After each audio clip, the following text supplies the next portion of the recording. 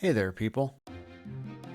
I know I usually don't like to do these lists of mods that came out recently, but I've been playing a lot of Daggerfall Unity recently and hanging out in the Daggerfall Discord. We'll get to the reason why later. And all the collaboration really got me into the projects that are actively being developed and have been developed over the past few months. Around 3 years ago, Daggerfall Unity truly revitalized what is now a 30-year-old game. And this is some of the cool stuff people have been doing. Let's get into it. Iliac Puddle No More by Jet082 is an as-of-yet unreleased mod that is currently available as an open beta test on the Daggerfall Unity Discord. What it seeks to do is change the ocean floor from a flat plain to both having terrain and having fish, much in the way World of Daggerfall adds mountains and terrain to the surface. There have been a few kinks to work out with Come Sail Away, Dungeons of Daggerfall, which I'll be talking about next, and Dream, but it is currently in a working status. There's an option for Argonian water breathing too.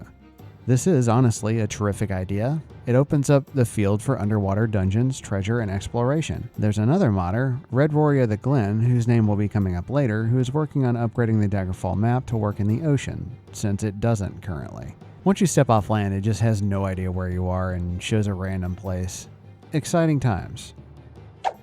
Dungeons of Daggerfall by Squidgamer, also known for his Warm Ashes series and dozens of other mods, is actually two mods that got released around the same time. Dungeons of Daggerfall adds 232 new dungeons to the game, including adding dungeons to the ocean and Pirate Coast and Dwemer Ruins to Hammerfell, which is fantastic. The other mod is Dungeons of Daggerfall Vanilla Redux, which regenerates all 4,000 of Daggerfall's vanilla dungeons to be smaller and make more sense.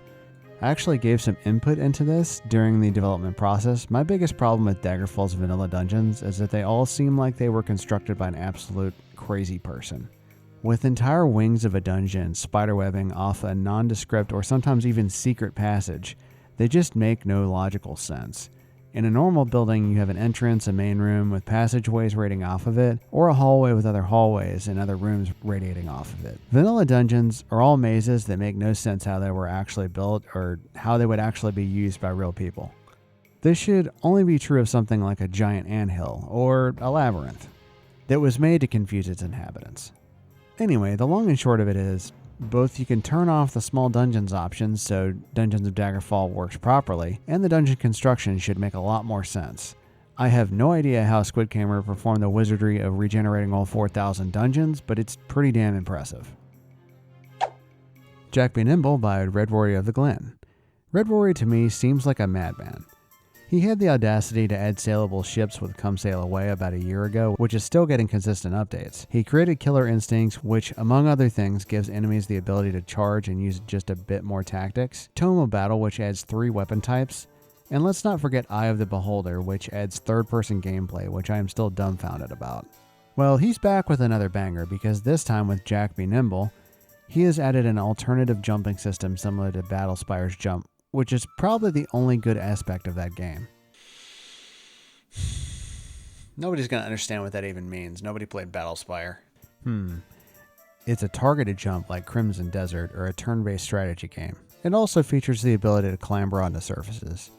There are 2 ways to use this mod.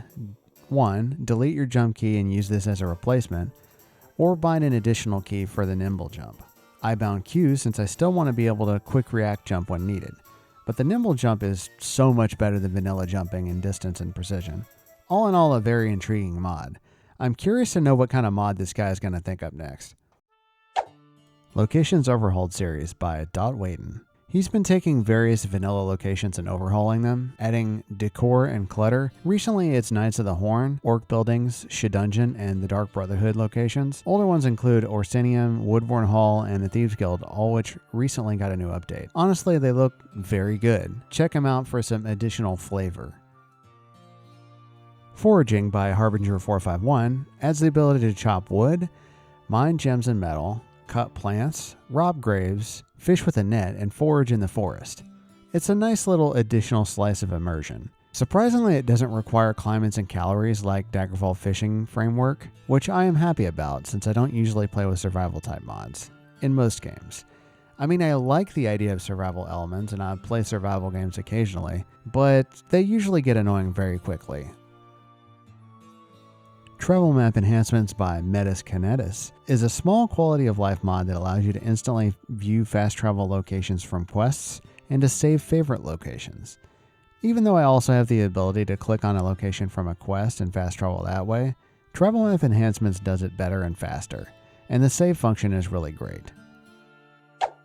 Doomfeud by Hydrodoom is a redux of an older mod by John Doom called Power Struggle. In the vanilla game, there is actually an event system that has wars, famines, crime waves, plagues, and things of that nature, but the vanilla game doesn't really do much with them. With Power Struggle, these background events morph into things like guards hunting down people from certain factions, pitched battles occurring in places, witch hunts, and such of that nature. Doomfeud adds to this list holidays, religious persecution events, and new events added to each type of event that originally existed in Power Struggle, which can also lead to raising and lowering prices, creatures taking advantage of a city's weakness, etc. I have personally witnessed a lot of these events in my current game and throws a lot of randomness into a playthrough, and that is great fun.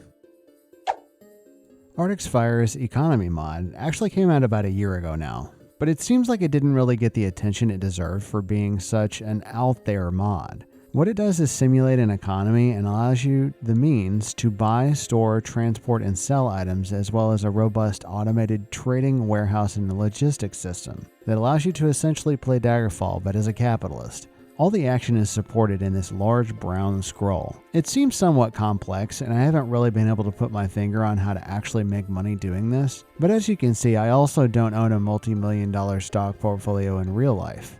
I wanted to mention this after Doomfeud, because somebody asked in the comments if he could make the economy somewhat predictable, and I mentioned the vanilla event system that Doomfeud and Power Struggle hook into, so who knows if that'll be incorporated. Load Order Editor by Himuki is more of an external tool than an actual mod, but it adds the fantastic ability to much more easily sort your load order than the Daggerfall Unity mod manager. You can move things to the top or bottom, up or down 5 instantly, which saves a huge amount of time. Just wanted to plug this. It saved me a lot of time from my around 180 mod load order. Last, and also probably least, on this list anyway, Crown Heist by me. Yep, I made a quest mod, all thanks to the members of the Daggerfall Unity Discord. Let me tell you, Daggerfall quest writing is like its own programming language.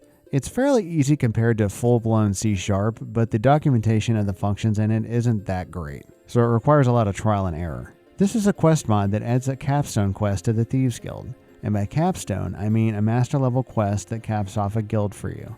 Kinda like the ultimate heist in Oblivion, wherein you steal an Elder Scroll, or to kill an empire in Skyrim's Dark Brotherhood, in which you kill the Emperor. It was inspired by two things. One, vanilla Daggerfall guild quests really have no storyline to speak of, but they also don't have these sort of big quests to bookend the guild you're working for.